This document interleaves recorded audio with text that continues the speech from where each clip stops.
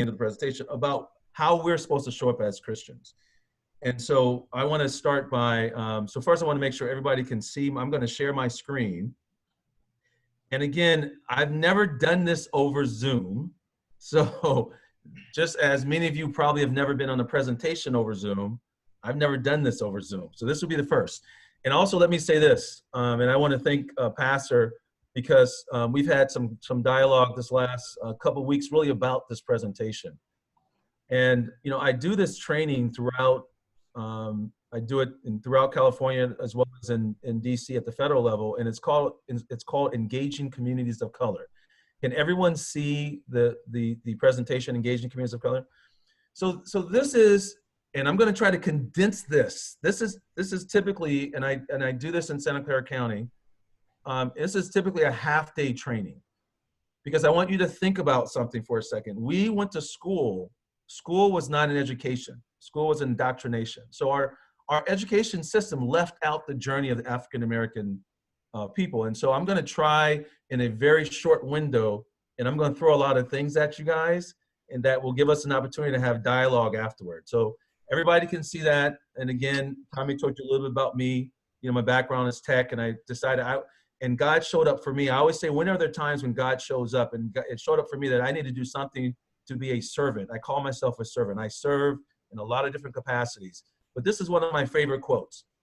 The world will not be destroyed by those who do evil, but by those who watch them without doing anything. It's our job. It's our role. It's our responsibility. It's our values.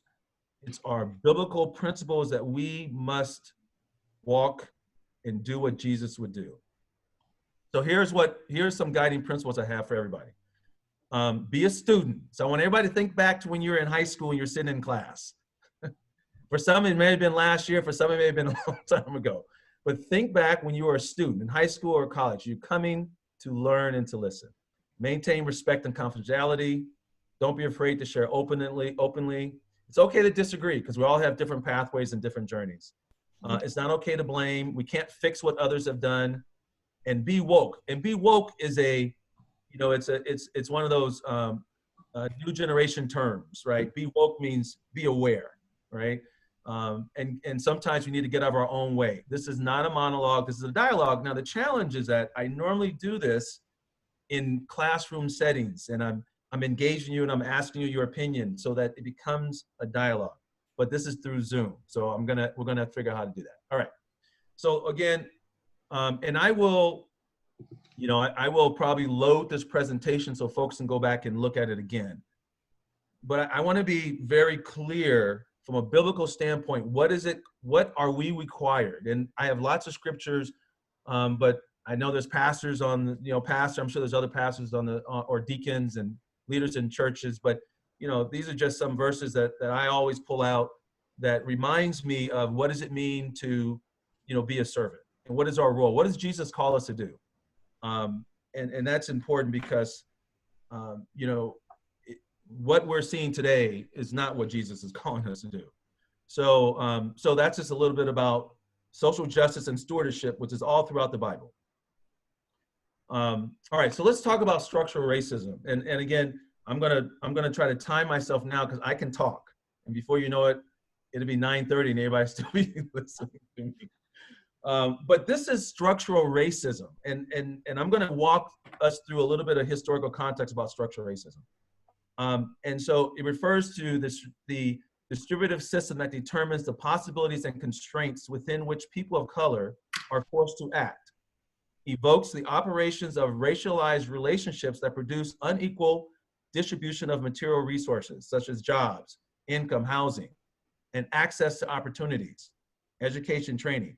The operation of these racialized structures fuses together social class inequalities and racial inequalities. The characteristics, features of structural racism and inequality is its ability to hide. It hides its true nature. And I will talk a little bit about my journey. It hides its true nature. You don't know it's there because our structures, our systems, our policies are embedded, and they were written so many moons ago. And so those policies and practices, people still operate today, When you join a company, there are policies that you are required to operate based on. There's a framework that you must follow. Well, depends on how old your company is. So think about our government. Those policies and practices were written when African Americans were not free people. And oftentimes you see policies still today that are 100 years ago when I deal with the police departments. So, all right, so let me jump on. So truth and reconciliation. So this is what I call America's original sin. So this, I just want to give you context as you think about, and I'm going to assume that everybody's hearing this for the first time. So if we think about the journey of slavery, African Americans are the only race where we came to a country not at our own free will. So we were brought here against our free will. We didn't come like, yes, I'm gonna go to America and I'm gonna, make a living for my family. No, we came against our free will. We came here as enslaved people. And a lot of times people will say, well, slavery was so long ago. Actually, it wasn't. So just think about the last 400 years, 401 years, African Americans were sold into bondage on the Virginia shores of the United States. 157 years ago was the signing of the Emancipation Proclamation. But if you know, we noticed we just celebrated Juneteenth. So Juneteenth was just last Friday, which was June 19th. Well, that's really when African Americans were actually free. That's what we call our Independence Day. Because the Civil War was over, Lincoln signed the Emancipation Proclamation, but there were those states that were fighting against slavery that never said we're going to free the state, we're going to free the slaves. So we actually didn't receive that word until years later. 56 years since the end of Jim Crow. So if you think about the racialized segregation, it just continued. It continued. And now we're just 52 years south of civil rights. It continues, right?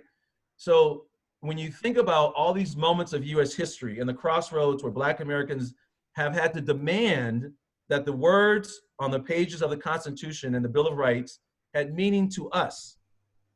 Those words and those pages on the Bill of Rights had to have meaning to us. We had to fight for those every single time.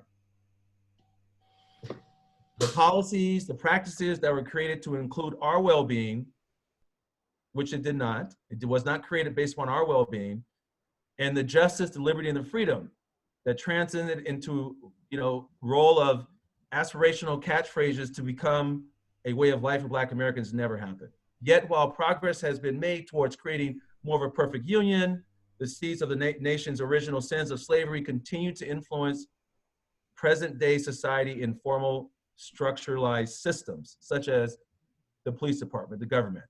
I mean, you see it all throughout, and we'll talk a little bit about that. But think about slavery. Think about what slavery was. So think about that for 1 second. The institution of slavery yielded $14 trillion and laid the groundwork for the concentration of wealth and power in the hands of white Americans. It was so powerful and lucrative that the United States went to war against itself to preserve slavery. So just think about that context for one moment. You had the United States, you had the South against the North fighting to maintain free labor. So we were free labor. 300 years of free labor. All right. So I'm going to tell you why it wasn't that long ago. So this is my great-grandfather. So my great-grandfather was born in 1848 in Georgia. He was born a slave. And growing up, my mom's maiden name is Herring. So my mom's maiden name is Herring. And so growing up, we always thought we were, the Herring tribe.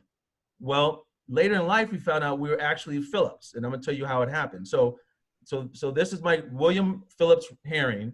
He was born in, again, 1848. He was a product of, his mom was raped. So my great-grandmother from Ghana came across here as a slave. She was bought by the Smith plantation, and then she was sold to the Phillips plantation, and he raped her and had my great-granddad. Well, he ended up dying. The Phillips master died, and when he died, his wife did not want my great-grandfather, who was light-skinned, so he was in the house, because there's this difference between light-skinned and dark-skinned slaves during that time, and they sold him to the Herring plantation. So my great-grandfather was sold to the herring plantation, in which then he had my grandfather, and therefore then my mom, my generation. So when you think about the context of this, that's not too long ago. He died in 1932, so he was born into slavery. So his journey of being a slave, his mom a product of rape, him then being sold to another plantation, and then him emancipating out of slavery to then become a farmer and raise his own family. Again, not too far ago. So I'm going to walk you through right now, and hopefully this video will come across, and I'm going to give you context to the legacy of discrimination where there's unequal opportunity. I call this the unequal opportunity race. So hopefully everybody can see this and hear this.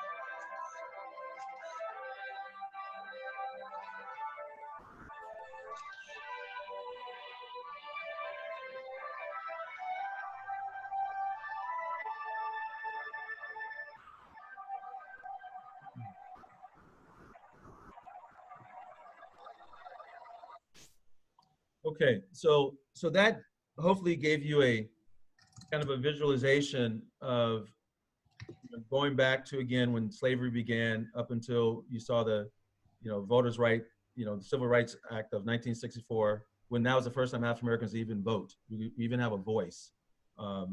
So let's talk a little bit about racism. It's just not about you and me. So the power of the individual has always been a prominent American value. We believe that things we have are a result of our hard work, talent, and determination, which in some cases they are.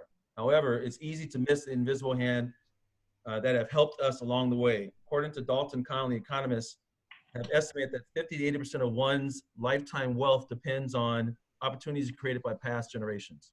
Gifts, informal loans, good education, and job connections. What does it mean in an economy where the wealth accumulations of millions of white Americans was made possible by federal programs and policies that excluded non-whites? One of the things that I talk a lot about, and particularly around this particular time when you're finding that as an African American who grew up here in the Bay Area, I grew up in Palo Alto. My mom was a school teacher. She taught school in East Palo Alto. And I grew up in Palo Alto, and I always lived in two worlds. I lived in the Palo Alto world where, there was kids with access and resources.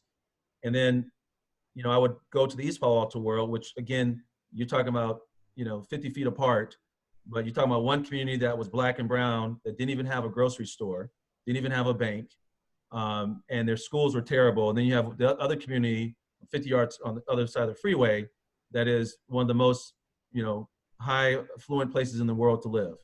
And how can you imagine that you have two communities literally 50 yards apart, but the outcomes and the outcomes of opportunities for those kids are drastically different? So that's about resources. And so a lot has to do with, where you live and your access to opportunities impacts your future. And when we think about, our systems are perpetuating cycles of racism because of the structures that are before us.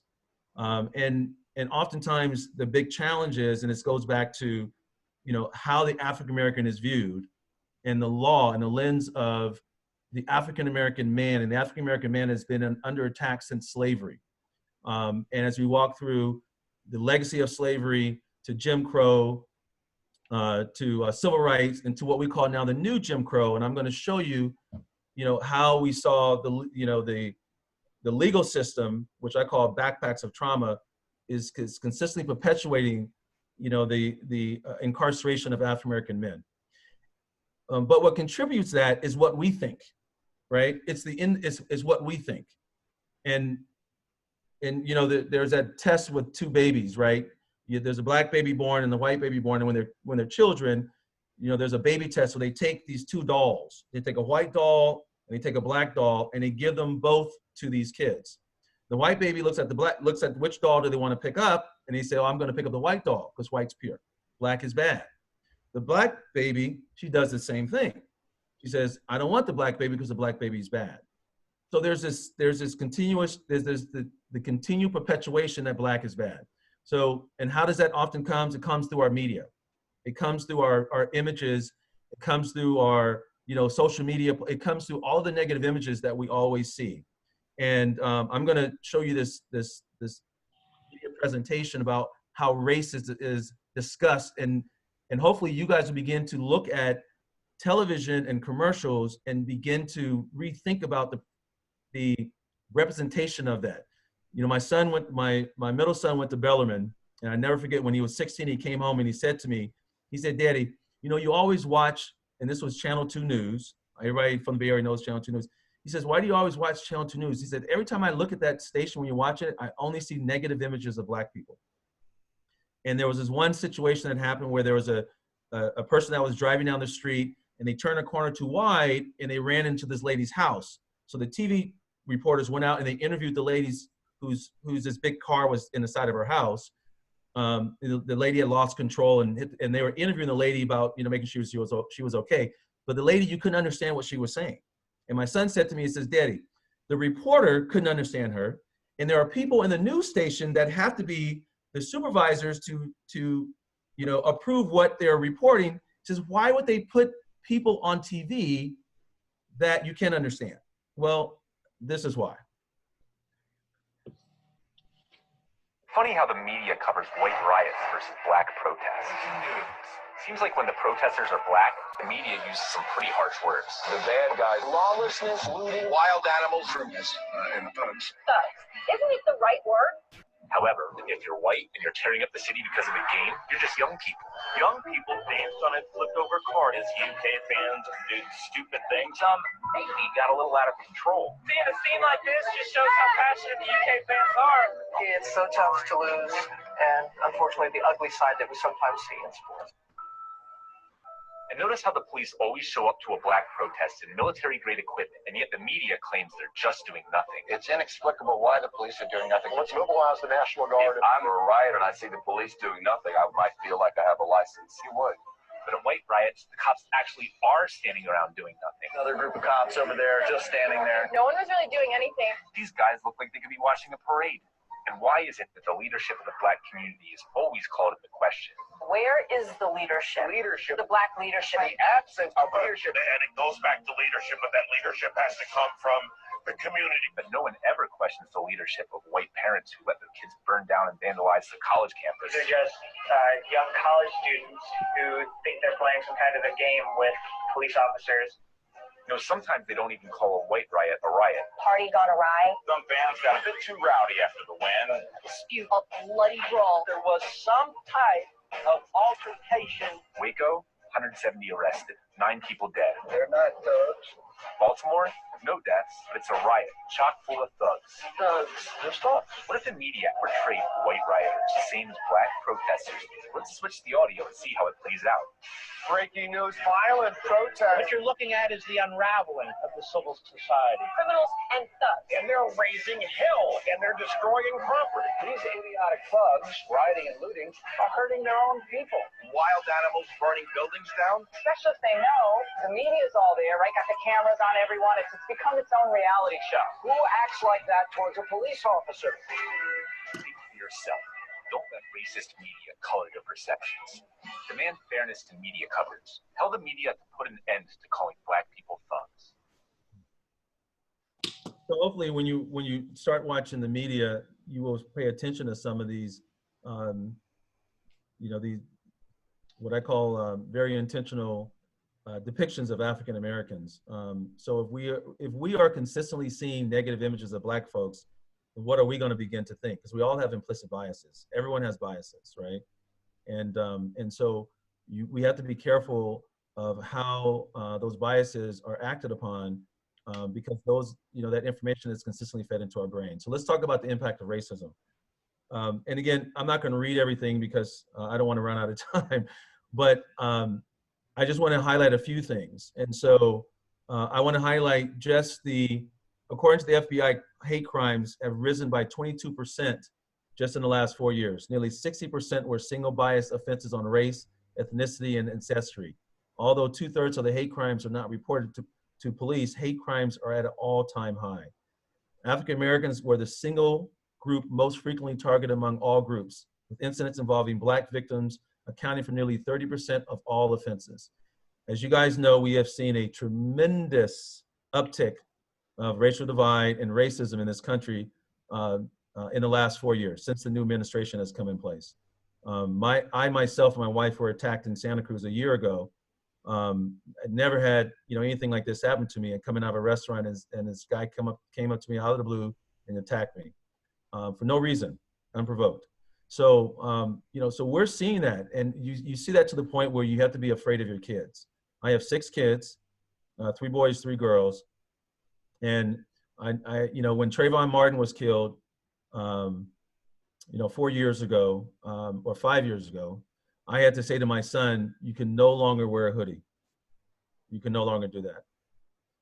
I have to say to my sons, when you get pulled over, make sure that you have your hands hanging out the window. There are things that we have to consistently do as African Americans as a means of protection.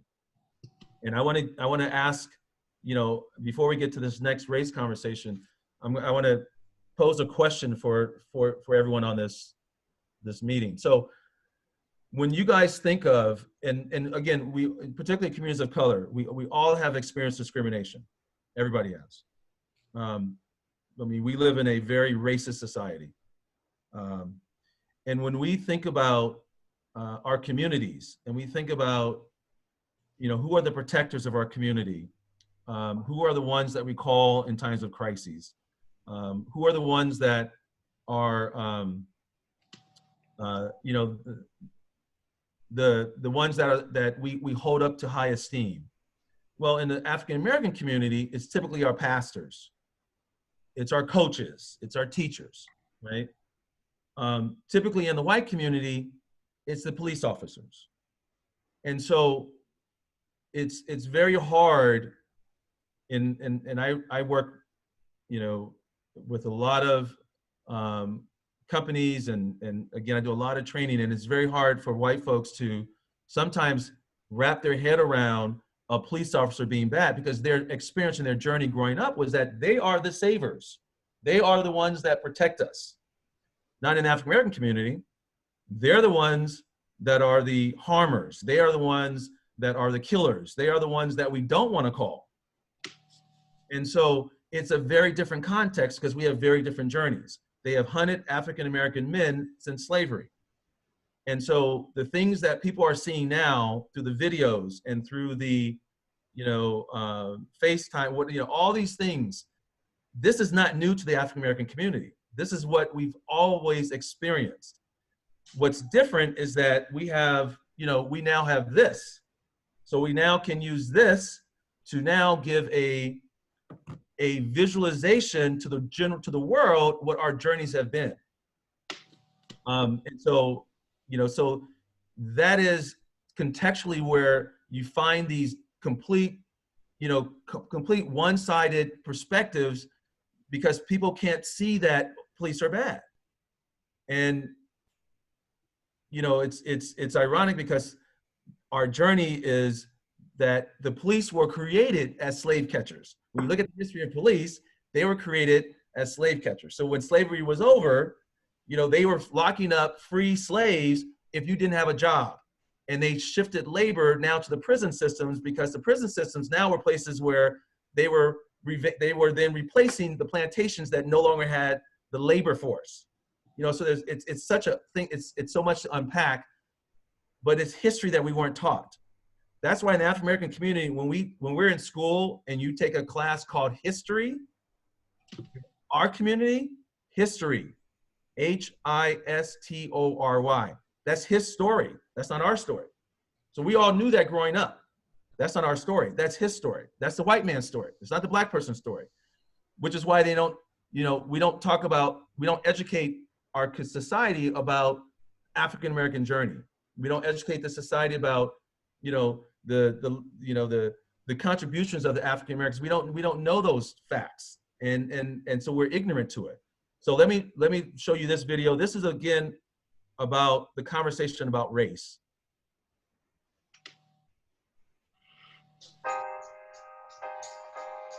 Moving the race conversation forward. You've probably noticed that when our news media talks about race, when they talk about racism, when they talk about racial justice issues, they quite often talk about it all wrong. But have you ever tried to quantify exactly how and why the media gets it wrong about race and what we can do to fix it? Well, there's a new paper published by Race Forward entitled Moving the Race Conversation Forward that sets out to do just that by compiling nearly 1,200 articles from major newspapers and cable news outlets and systematically breaking down the most common mistakes we fall into when we talk about race. And in their research, Race Forward identified 7 harmful practices, the 7 most common bad habits in media coverage of race, as well as recommended strategies to get us back on track. And I recommend reading all 7 for yourself, but right now I want to focus on just one of the biggest traps that racial justice conversations fall into, which is our tendency to focus too much on individuals instead of systems. Because when we talk about race, when we talk about racism, when we talk about racial justice, it's important to remember that there are levels to this thing. There are at least 4 different levels of racism that each need to be considered. The first level is internalized racism, which is all the prejudice, bias, and blind spots you might have within yourself as an individual. The next level after that is interpersonal racism, which is what happens when we act out that internalized racism on each other. Those 2 levels, the internalized and the interpersonal, are the 2 individual levels of racism. And those are the simplest ones to focus on, the easiest to recognize in our day-to-day lives, the ones we spend most of our time talking about, but I'm here to tell you, There's something else, systemic racism. Once you get past those individual levels, first of all, you have to deal with institutional racism. The racist policies and discriminatory practices in schools and workplaces and government agencies that routinely produce unjust outcomes for people of color. And when you step beyond that level, you have structural racism, the unjust racist patterns and practices that play out across the institutions that make up our society. The individual and systemic levels of racism are both important, both necessary to reckon with, and they're both usually interrelated. But if you want a real, fully clear-sighted conversation on racial justice, you have to be talking about both levels. And one of the most common ways we fail to see the big picture on race is by failing to think about systemic racism, by failing to be systemically aware. In their research, Race Forward found that our media coverage far too often falls into that trap. They found that approximately 2/3 of race-focused media coverage fails to consider how systemic racism factors into the story. 2/3 of their coverage of race fails to be systemically aware. And that is a problem. When we constantly focus only on individual stories, it distorts our sense of how racism works. It encourages us to see racism only as the product of overt, intentional racist acts by individuals that can be fixed simply by shaming and correcting those individual defects. And it encourages us to see individual stories of transcending racism as proof that there is no more racism. That if we have a black president and Oprah is a billionaire, then there must not be anything else to talk about. And any problems that other people of color still face must be due to deficiencies on their part. It must be a problem with them instead of a problem with the system. And that is no, just no. We cannot have a real thorough conversation about incarceration rates for people of color, about the thousands of families torn apart by our immigration policies, about the perennial disparities in education, housing, healthcare, employment opportunities. We cannot have real talk about any of the biggest issues that affect us all as individuals if we are not also thinking about the systems involved. We cannot have a discourse that brings us closer to racial justice without being systemically aware. So next time you listen to the news or read the news or watch the news or surf the news, you should take a minute to ask yourself, is this coverage systemically aware? And read Race Forward's new research paper entitled Moving Our Race Conversation Forward for more on these issues and for intervention strategies to help us have some real talk about racial justice. So that was, again, a confirmation or reaffirmation for when you start thinking about this conversation about racism. It's structures. The conversation about, there's no bad police officers, it's the structure. And so there are bad police officers. I work with a lot of police departments. I sit on the board of, Vallejo Police Department and San Jose Police Department. And a lot of times, oftentimes, it's the leadership, it's the structure, and it's the code of ethics of how they operate. And it's how they view African-American men and how they view the African-American communities. You can go on any Facebook, Google, or whatever, you can look at arrests. You can just look at videos of how they arrest black folks, of their approach. And you can look at how they arrest a white person and their approach. And there, again, that goes back to slavery. So what I have in front of you right now is what we call the backpacks of trauma. And I call those backpacks of trauma are the life domains.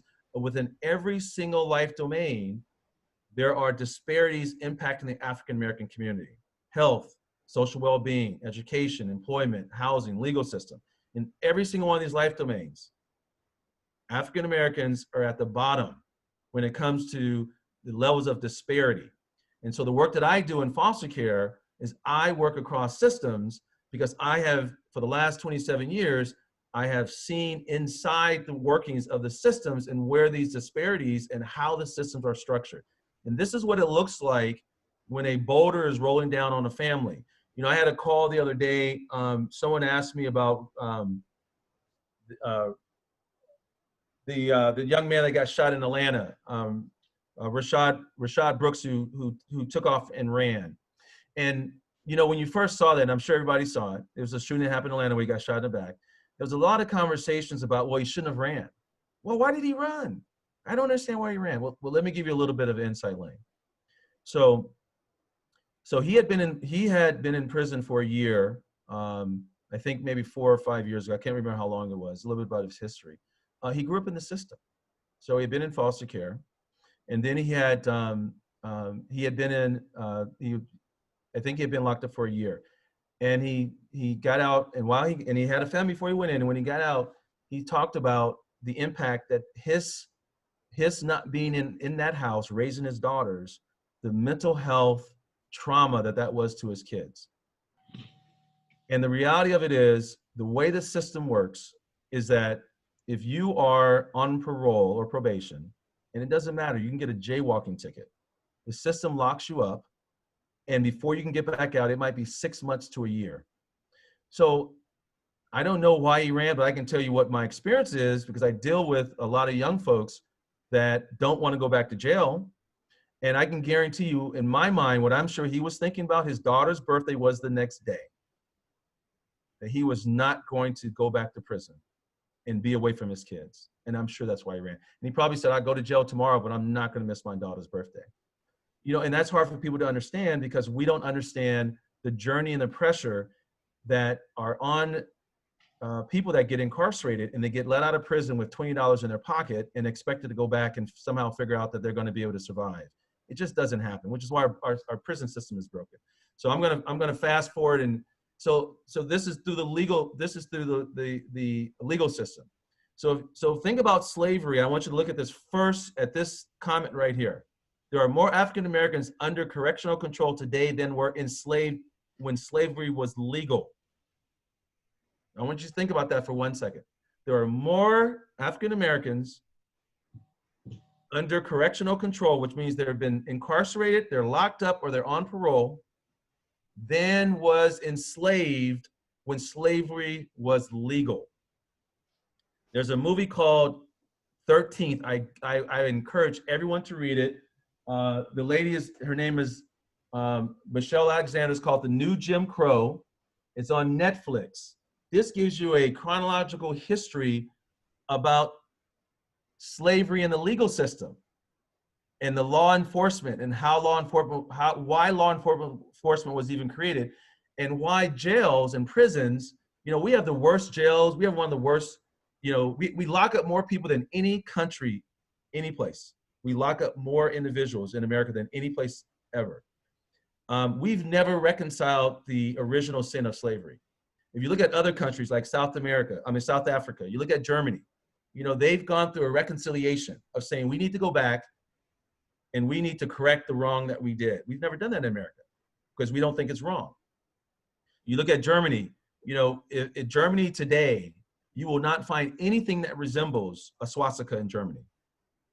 They've taken down any memorial, they've taken down any statue that would remind people of the atrocities that happened upon the Jews. They don't even have the death penalty in Germany. You know why they don't have the death penalty? Because they said there's no way we can put people to death as a system when it was part of our normal process as a system, as a society. It's called reconciliation. We've not done that in America. So I'm gonna give you another quick example.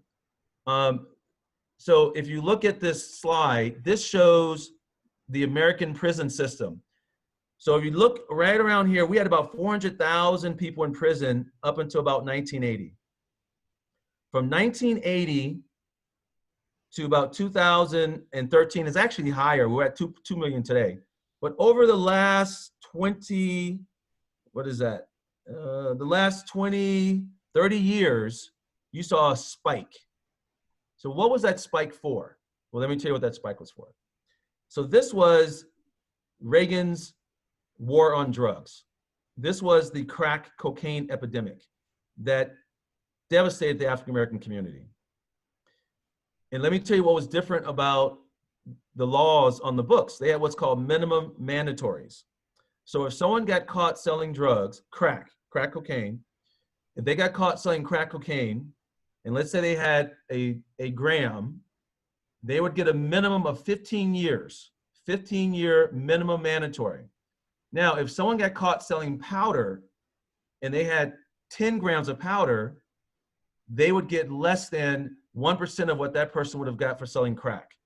So the crack epidemic in the African American community is what pulled all of the African American men out of the community, and it increased the prison population. So look, and that's when prisons became privatized. They privatized prisons. So over that 20-year period, up to 2000, that 20 years, you saw a huge rise. Now, you know what we have right now? We have the similar thing going on with opioids. But for the white community, it's looked upon as a health issue. It's not looked upon as a criminal issue like it was with crack for the African American community. All right, so I'm going to fast forward. Let's talk about health. So what's the biggest issue that we're all dealing with right now? That's why we're all on Zoom, is COVID-19. COVID-19 is ravishing the African American community. So far, there's 117,000 people I think have died. 25,000 have been African American. Right now, we are disproportionately dying at higher rates than any other ethnic group across the United States. Why is that? Well, it goes back to the disparities that we have. It goes back to, the health conditions, the poor living, the places that we live. It's the overall systemic racism that has an impact, where now you have this virus that's landing on top of that, and it is crushing the African American community. So we've lost over 25,000 African Americans. So when you think about the numbers, that's about one, so African Americans make about 16% of the general population. We're losing about 1 to every 1,500 African Americans dying from COVID-19. So that's just on health. This is education. I'm going to actually show you a quick video on education. Then I know I don't want to run out of time, so I want to be mindful of the time. I'm going to show you this quick video on education. The school to prison pipeline. It's a term that describes how American kids get pushed out of public schools and into the juvenile and criminal justice systems. Basically, harsh zero-tolerance policies in schools have led to more suspensions, expulsions, and even in-school arrests. Getting suspended or expelled means more time away from school, and it doesn't take an honor student to figure out that's bad news. In fact, expelled and suspended students are more likely to get held back a grade, end up in juvie, or just drop out altogether. And dropping out of high school makes you 3 times more likely to get arrested. Back in school, forget about hallway monitors.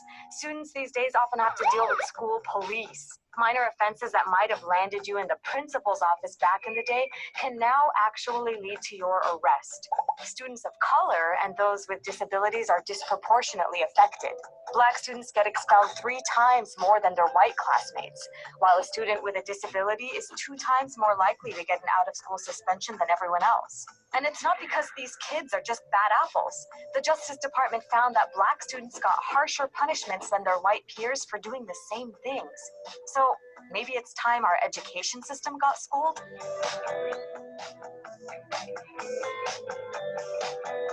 So again, these are what I call the backpacks of trauma, because in every life domain, you find that African Americans, there's a disparate impact to that group. When I talk about disparity, I'll give you an example. Right here in Silicon Valley, just right here in Santa Clara County, African Americans make up about 2.3%.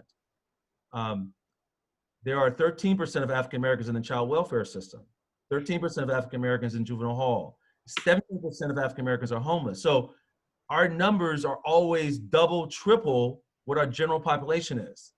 And that's because of the structural racism that is existing, and how do we get services, and how do we deal with all of these other backpacks of trauma that families deal with. So when the police come, the police are kind of like the conveyor belt. They're kind of like at the end.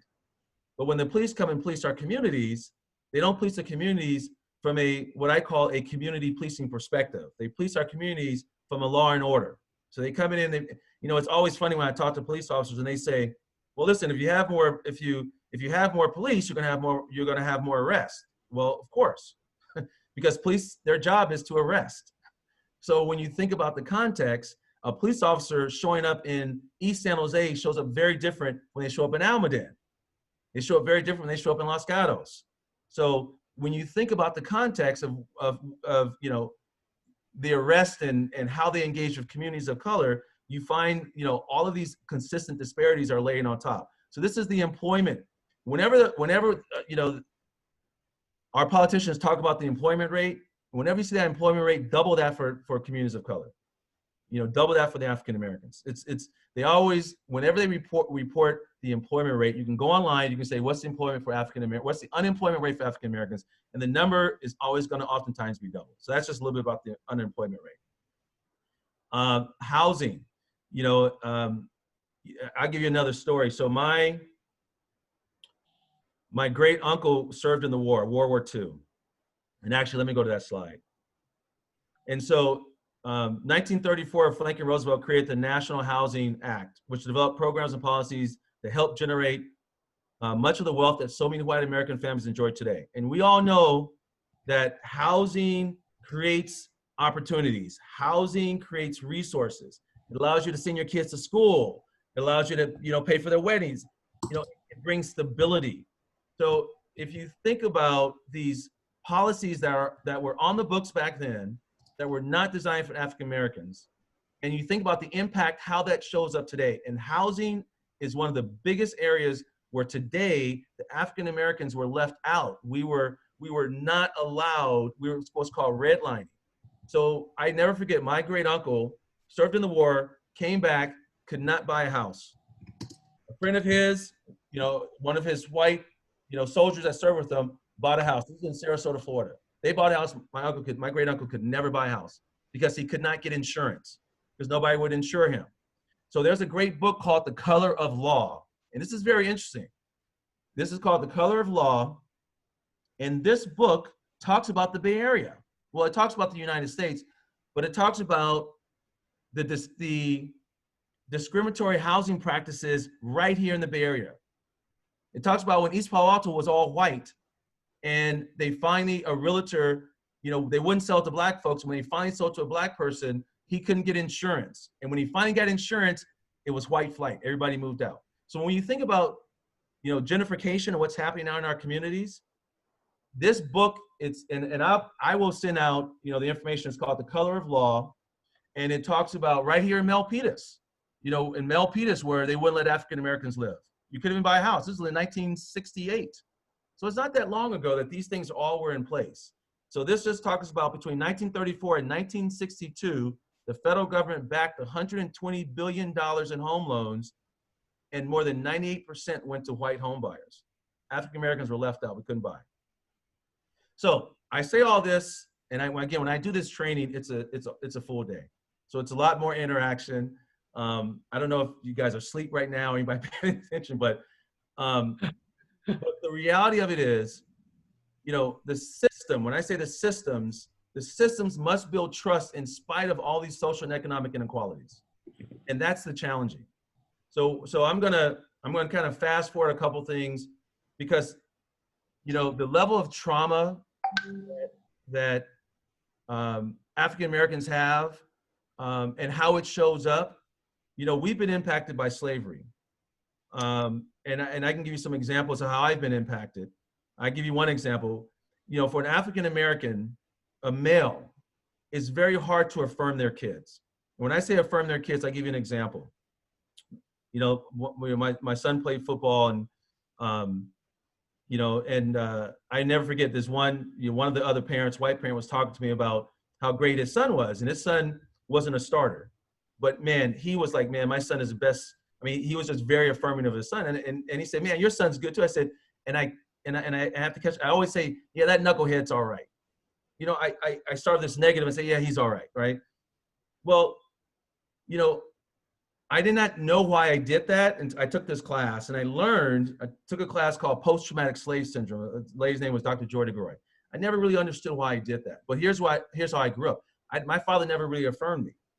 You know, I never got affirmation about how great you are. And I have staff, you know, I have some staff, you know, white staff that their son is the best in the world. And how they just roll it off their tongues, I'm always impressed by it. I've never been able to do that. So how I've come to that place is that, so I'm gonna go back to my great granddad. So he was sold at 10 years old to another plantation. So that's what they did. They used to breed us. They used to sell us so that we can be bred. Well, my mom, I'm sure when the master came around and said, I mean, not my mom, but my great-great-grandmother, how's William doing? Oh, master, he no good, master. He's a terrible, he don't listen, master. He lazy, master. He no good, master. She was doing that to protect him. She was doing that to make sure that The master didn't sell him and split the family up. Well, that stuck with us.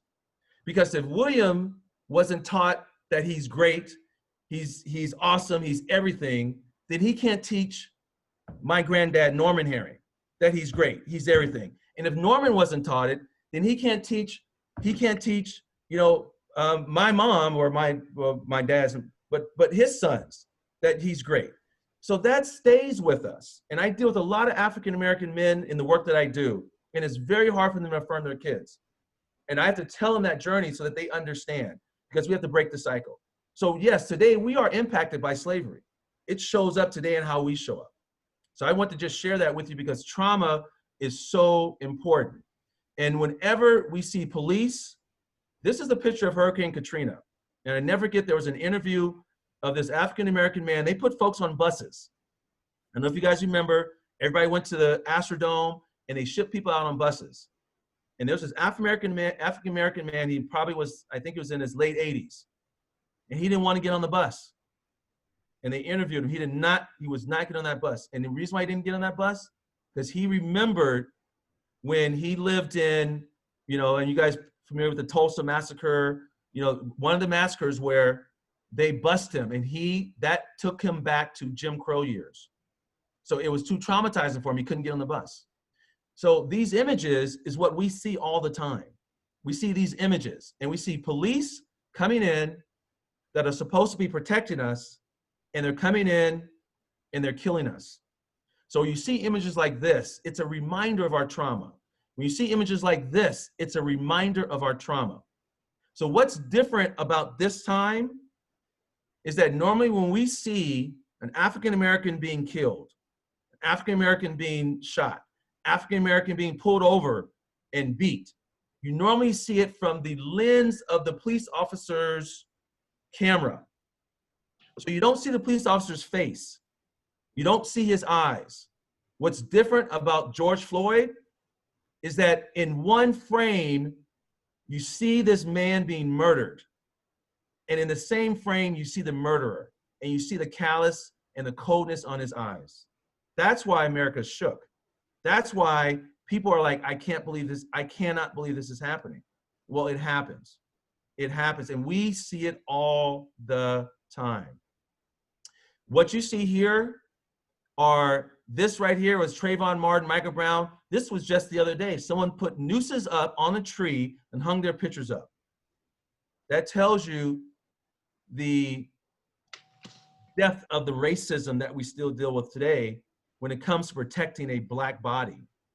And what led up to this with George Floyd was, we just saw what happened with, Cooper in the park, where the lady used her whiteness to, use that to weaponize, the man that was bird watching.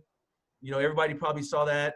And she used that, and she knew the relationship of a black man to the police. So she knew that by me doing this, that this was going to potentially get this man murdered. And she knew that if I said this to this man, that it was going to scare him. Just like we saw with Ahmaud Arbery when he was shot in cold blood. That would have never, so think about it so I want you to think about two things.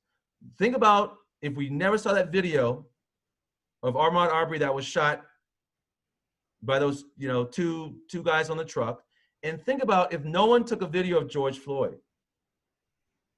What do you think the police reports would have said? So that is the reality of what we deal with. So I know I probably ran over. I'm sorry, you guys. I tried to condense this into a half an hour. I don't think I did too well, but I want to stop my sharing and then open it up so that we can have any dialogue. Andre, that was really, really inspiring and sobering. There are two questions right now in the chat box, if you can go to it. The first one is from Andrew Cole. Do you see it? Yes. What can we do? Is that what can the church do about teaching in schools? That's my question. That's Okay. Let me go up. I need. yeah. Okay. So will this be recorded? Yes. No. You move somewhat to the middle. Scroll down. Okay. I see how Jim Crow has used what has been used without calling it that. Watch 13. Yes. The next one. Is it possible to show our support of the solidarity with our African-American brothers and sisters while at the same time opposing rioting, destruction of property, not necessarily supporting defunding the police, and when people try to erase the legacies of history figures like Thomas Jefferson, George Washington, or is there only a correct stance to take in some of these issues? Sometimes I feel guilty about not agreeing with all the tactics being used in the fight of racial equality. As Asian Americans who may have experienced discrimination ourselves and not necessarily been as complicit as whites in the structural race of our country, it's insulting to African Americans for us to conflate our own experiences with theirs or highlight their own challenges in the past country. I don't want to diminish the discrimination African Americans face in their history, which is certainly among. All right, so that's a lot. Let me go back up to the top. So let me say this. So one is that there's two separate issues. One is, the core issue of why we're protesting. And I think that, again, I think the media will perpetuate the rioting and all of a sudden that becomes the focus. Nobody agrees with rioting. Nobody agrees with, anybody getting injured. However, I will say this, everyone protests in their own way. And every time there has been, you can go back to the Rots riot, right? Rodney King, Rots riot, you always end up with some level of damage, which is unfortunate. But however, people, the anger, the trauma is real.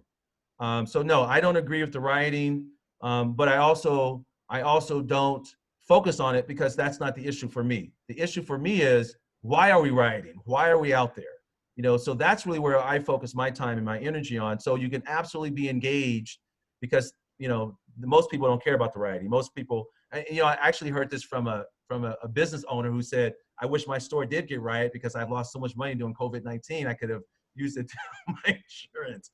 Okay, so hopefully that answers that question. Defunding the police, let me say this too. The defunding the police, so with every movement needs a variety of people that are pushing the system. Dr. King could not have been successful without Malcolm X, right? So you need all voices to the table. There is no silver bullet for this. We got here over 401 years. It's not gonna get fixed by, one solution. There are so many different things that we need to do as a society. So defunding the police, I don't think anybody's gonna defund the police. I think the defunding the police issue, and there are people saying defund the police, but the reality of it is, it's really about how do we take resources and create programs in communities and give them what they need so you don't have a need for police, right? There's always going to be a need for police. So I stay away from conversations that aren't really about what are we going to do to fix the problem. So there are people saying defund police, but we all know we're going to need police. That's not going to go away. The question is, how much police? And the question is, how much resources? Should police be militarizing their cities? No, right? So when you look at the police budgets, and I just had a meeting with City of San Jose a couple of weeks ago, we looked at the police budget. It's like there shouldn't be things, it's like, why are you guys not spending money on your PAL programs? Redirect those monies towards things that are more preventive. Get upstream and have after school programs for kids so they have things to do. Get upstream and we can look at a zip code in every city and where the most CPS calls are, the most police calls are, the highest level of environmental issues, the worst schools. So it's like, that's not hard to figure out. So why are we not saying, listen, if my son goes to, and I'm just gonna say a school, if my son goes to James Lick and my daughter goes to Los Gatos High School, why should I expect less of my son at James Lick or the administration than my daughter at Los Gatos High School? See, we get complacent in that. And I think that if I have kids at Los Gatos, I'm going to be fighting just as loud for my kids at Los Gatos, and I'm going to be fighting for the kids at James Lick, because we have to rise together as a society. All right, so hopefully I know. Okay, and then the historical figures like Thomas Jefferson, George Washington. Well, you know, I think there's a saying, you know, I think it might have been Malcolm X said, the roosters are coming home to crow. You know, the reality of it is, we just haven't, America hasn't not reconciled the sin of slavery. And so we're used to these monuments because we don't know really the true history of them. But if you were to learn the true history, George Washington's wood teeth weren't wood teeth, it was teeth from slaves. So if you learn the true history of people, you might have a different context. But America's not going to teach us the true history. So for me, you know, again, my fight is about changing systems. There's other people's fight that are saying, no, I can't have that statue because I've learned the history of that person. And that person had, you know, was a slave owner. And not only was a slave owner, he was a terrible slave owner. And he did all these atrocities to Black folks. And so if people knew that history, they might think a little bit different. Hopefully I answered all the questions on that. I'm not sure. Okay. Okay, the school does not teach Black history. All right. So we all have suffered.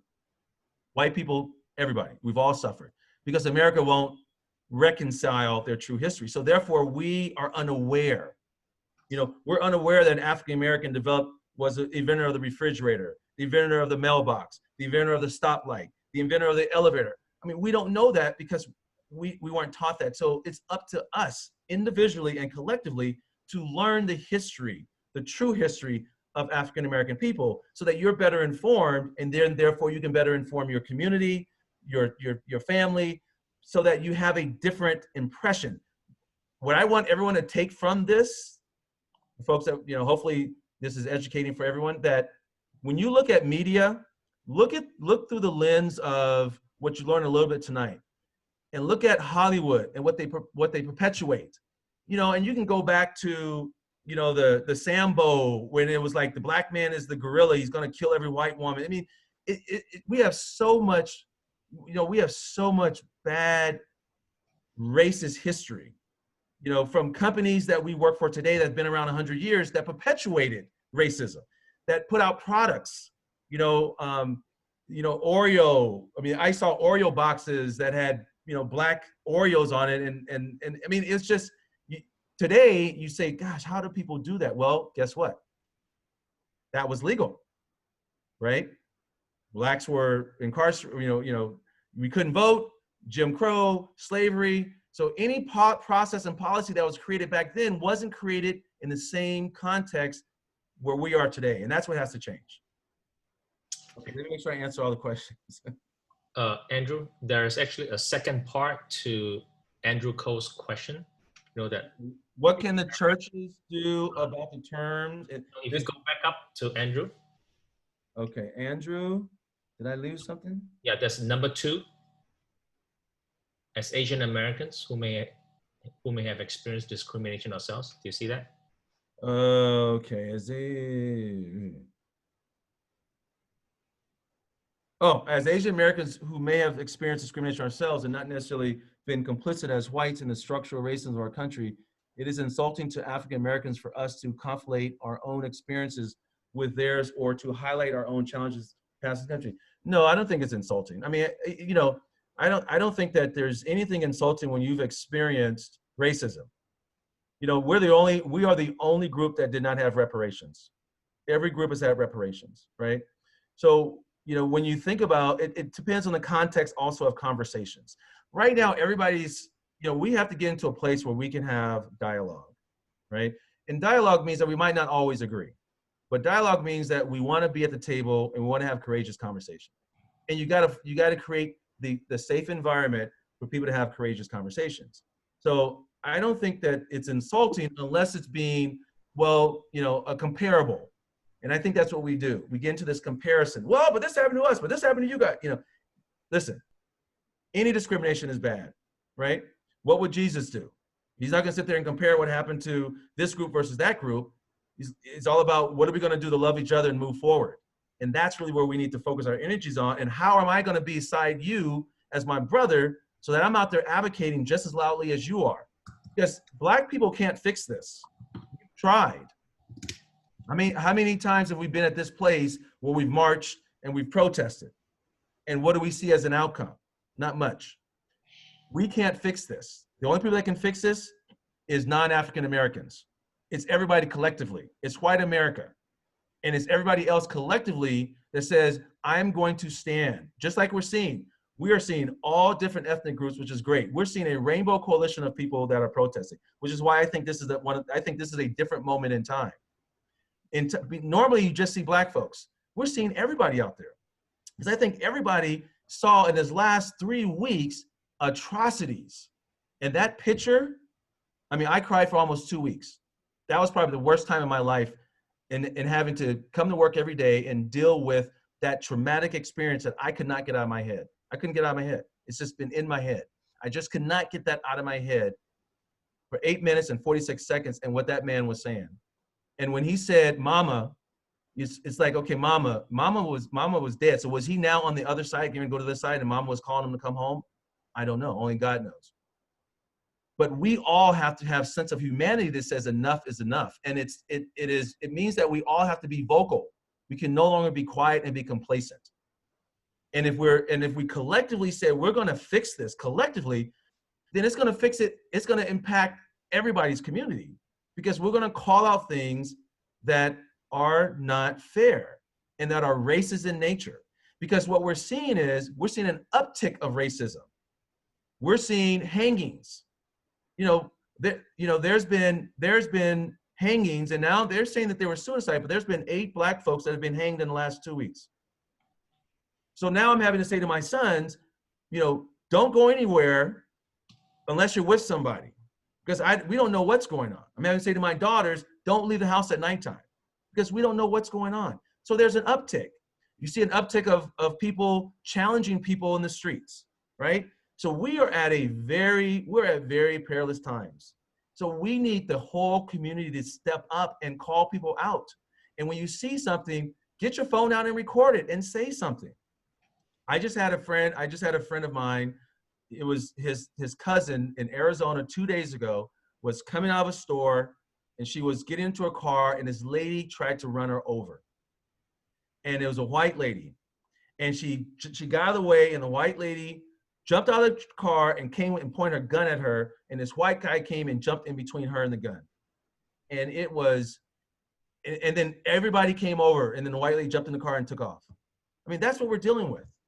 So this is a community issue about humanity and about how we are going to treat each other.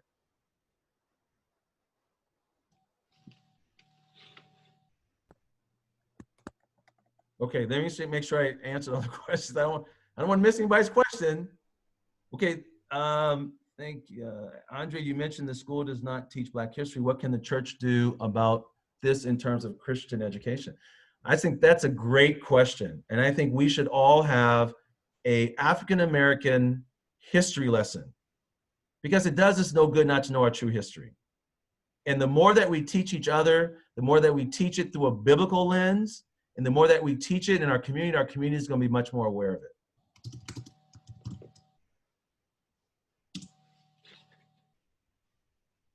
Okay, Andre, we are wide awake. Okay. Okay, when asked which was a bigger threat to the African-American community, white racism or the problem of fatherless families, Kwasi Fume, without hesitation, chose number 2. Do you agree?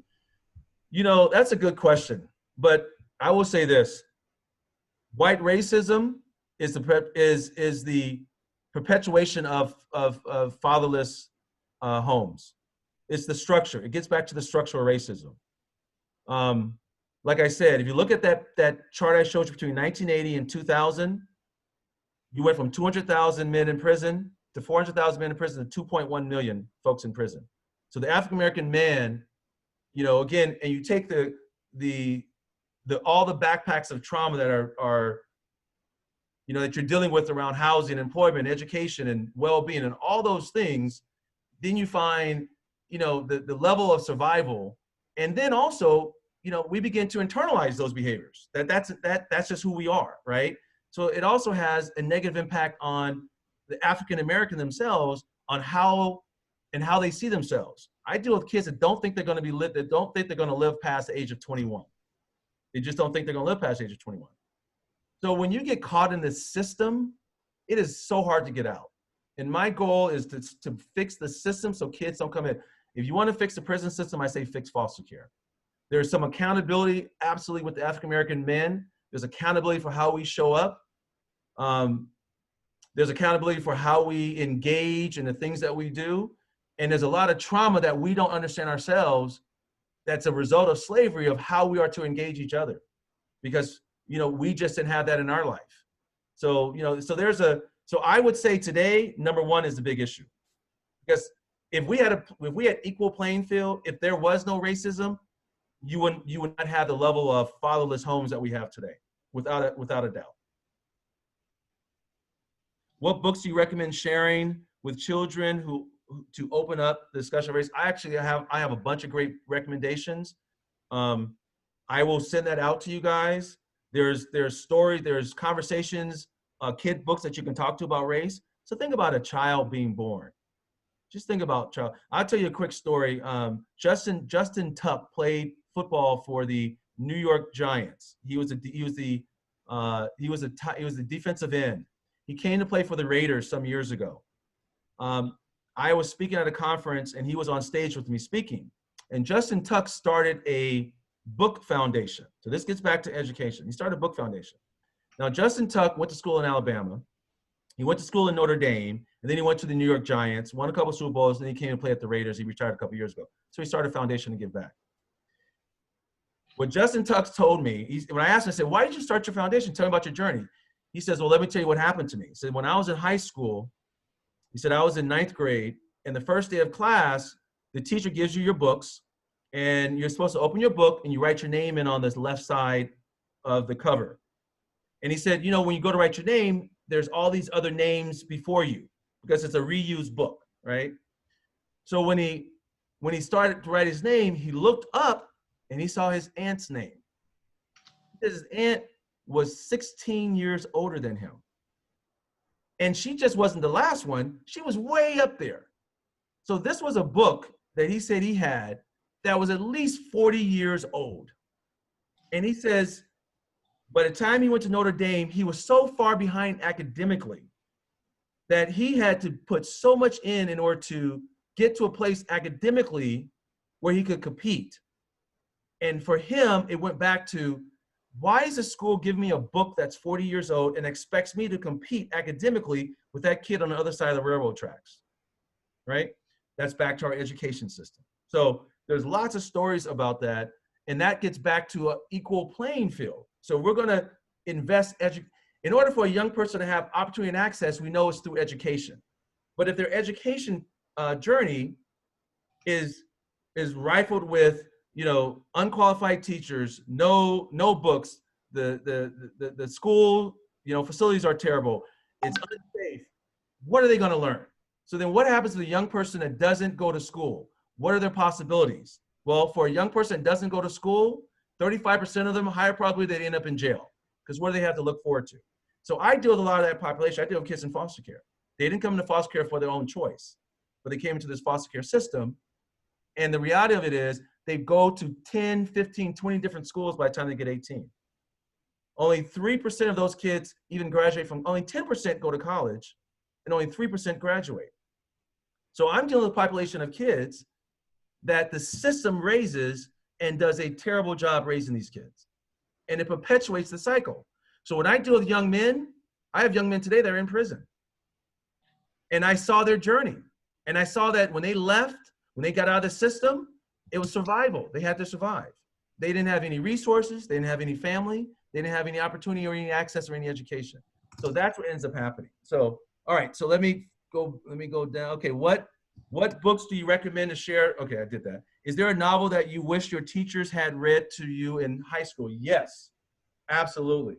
So there's a lot of books by Black authors that I wish my teachers would have read that would have taught me Black history. Because all I knew was Mark Twain.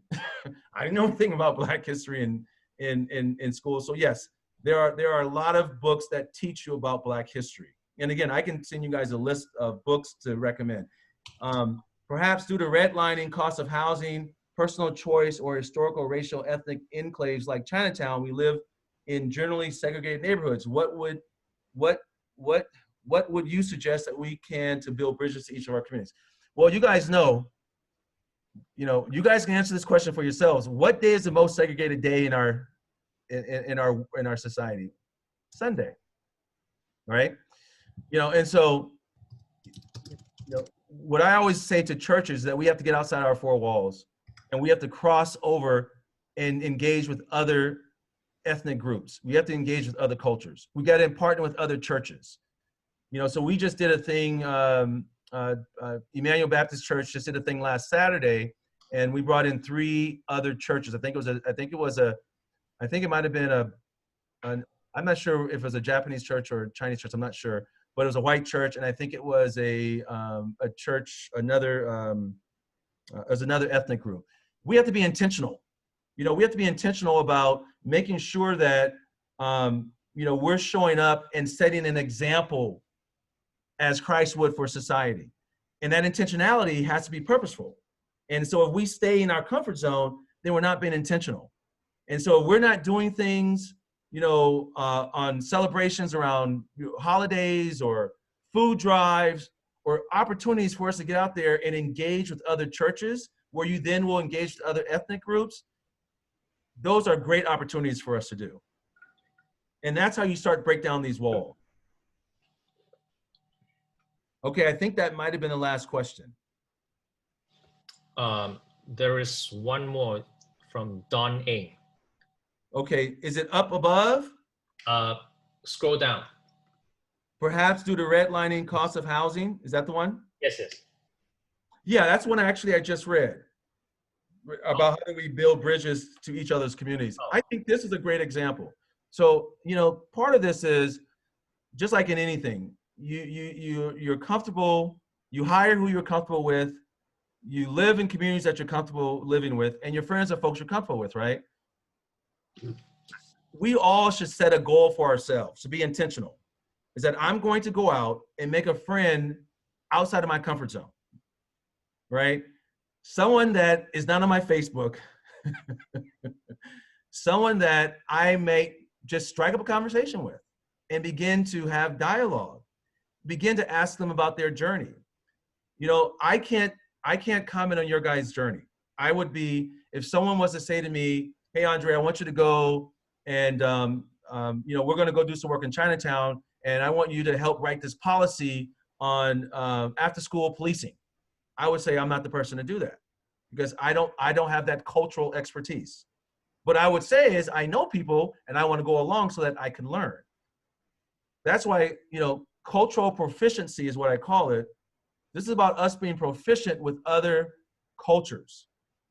The biggest problem around institutional racism is that when you look at the institutions, the people that are running it don't look like the people they're serving. So therefore, they're uninformed. So when you don't have someone at the table that can speak about a community before you roll out a policy, you're going to fail. If you look at Ferguson with Michael Brown, if you remember Ferguson, they had 70 or 90 police officers that were patrolling that community. Only 2 were Black. So what do you think the relationship of the community is going to be? It's going to be terrible because you have the rest of these white officers who don't understand the community and they fail. And this is where systems fail all the time. So I work a lot with systems to get them to understand. And I always say, this is what you do. When you're in a room and you're discussing a policy or a practice that's going to impact a certain community, and you look around, there's no one at the table that looks like that community, you're wrong. That's when you look in the mirror and you say, let me stop. So I do that with San Jose APD, with the county, with the mayor's office, San Francisco. I always say, this is an easy self-assessment of yourself. If you are developing new rules and procedures, things we're going to do in a certain community, and no one in your internal circle looks like that community, you're going to make a mistake. So you wonder why systems are broken, because they do this all the time. This is why our systems are broken. And this is also a big problem with the systems, that they don't value the people. So here's an experiment I say to a lot of people that work in the system. We're the customers. We pay the police officers' paycheck. We pay the social workers' paycheck. We pay the teachers' paycheck. It's called taxpayers' monies. That's ours. So what I always say to them is that, listen, if you were to, let's say you made $100 a day, and the way you're going to get paid today of your $100 of your salary is that you're going to get $10 from the 10 people you interact with today. They're going to pay you. How do you think they're going to show up when they're interacting with those 10 people? When they go to the school and they got to teach those 10 students. When the police officer goes and they have to interact with those 10 people. When the social worker goes and they have to interact with those 10 clients. They're going to show up much different. But the difference is that we don't value our communities of color. So therefore, we look at them as less off. And it's done in every one of our systems. Doesn't matter what system you go to. You know, people complain about charter schools. Well, charter schools is the only place that people feel that we believe in every single one of these kids that show up that they're going to be successful. Public schools, not necessarily so, right? I mean, I don't want to get off target, but the way that you guys can think about our formalized systems is the systems are designed to serve you because we pay them. So therefore, they should always be providing high quality customer service.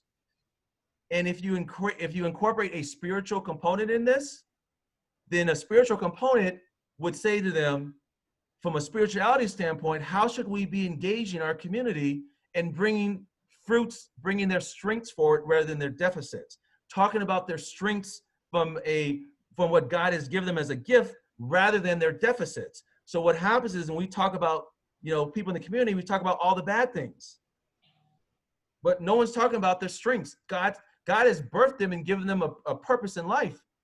So we should be having conversations about that. So when I deal with systems, I deal with it from a very strength-based perspective, where systems are very deficit-based. You only talk about what's broken. Everything's broken. Oh, this kid's bad. Oh, this family's bad. You know, and so when you think about how you engage with systems, let's talk about what's working. Let's talk about how we, as a community, have good relationships with police officers and where those police officers are. Rather than the police officers saying today, you know, what we don't hear is the police officers talking about all the great work they're doing because they're overflooded because of all the negative stuff that's happening. Well, guess what? If you have relationships with the community, then there will be examples where they can stand with the community and talk about all the great work they're doing. Okay, I better be quiet now. I can talk a lot. So I think we've come to the end of all the questions. Yeah, it's been such a enlightening session. Thank you, Andre. Really thankful for your time and effort.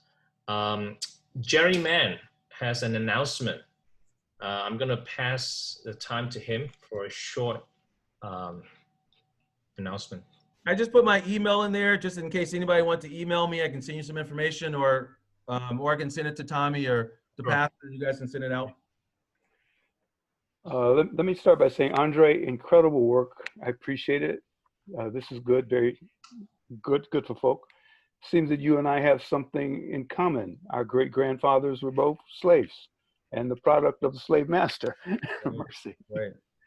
I just wanted to mention that next Monday night, Sunset Ministry is hosting its own conversation similar to this. We'll deal more with theology, some practical applications, and Christology and how all of this fits together. Because basically building off of this, it's not so much history, but again, systems, and then where we are, and how do we respond to this biblically, and then two, how do we equip each other both on the African-American side and on the Asian side in terms of what to do. Example, several of you have been called names or run into because of the COVID-19. How do you respond to those things as opposed to reacting? Because, you know, Andre and I have had a lifetime of learning how to respond, not react. And for some of you, this is new. So the key there is, how do we then equip you to respond? So next Monday night, 7 o'clock again. we'll send out the link. Okay, so you can give me the Zoom link. Sure. And, Great. So at this time, shall we close with prayer? Let us pray. Heavenly Father, we come before you, Lord, and own up to the fact that there's so much we need to learn in order for us to be true to our calling as your disciples, Lord. We know that all that is happening here in America and all its history must have pained your heart. We know, Lord, that you have so much more expectation on your own people. But Lord, we have not always lived up to what we were called to do. We come before you, Lord, and ask that you will transform our sorrow into positive energy. Lord, I pray that the Spirit that has been working will continue to work even more within us, among us. So, Lord, we grow closer to one another as we grow closer to you. Lord, we don't just grow closer among folks that we know and are comfortable with. I pray, Lord, that you give us the courage and the resolve, Lord, to reach out to those who are different from us and help us interact, help us build relationship with one another, and so that our eyes can be open, our hearts open, and we can then really bond and to begin to build bridges and reconcile with one another. We give you thanks for the work that Andre is doing. We ask, Lord, that you continue to bless him and his family. I pray, Lord, indeed that there will be a change in terms of how his family and people of his community perceive police, and that they will feel safer and that they don't have to live constantly in fear of those people who are supposed to protect them. I ask, Lord, indeed that this will be something that is tangible, that will change, Lord, and we want to be part of that transformation. We give you thanks tonight for all those who are here. Continue to inspire us, Lord, to be faithful on this journey. We pray all this in Jesus Christ's name. Amen. Amen. Well, thank you everybody for taking your, is it Tuesday night or is this Tuesday night? Yeah, Tuesday night and spending it with me. Now, Andre, good stuff, man. Well, appreciate it. Thank you all. Thank you, Tommy. Thank you, Pastor. Thank you. Thank you, Andre. Everybody be blessed. Be safe. Thank you. Thank you. Thank you. God bless. Thank you. God bless. Thank you. Thank you, Andre. Thank you, Andre. All right. Hit a home run. Thank you, Tommy. Right, good seeing you. Okay. Okay. Sure.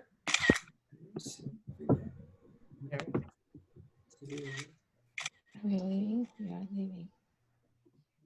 Okay. All right. Bye-bye. Bye. Bye. Say bye. Oh.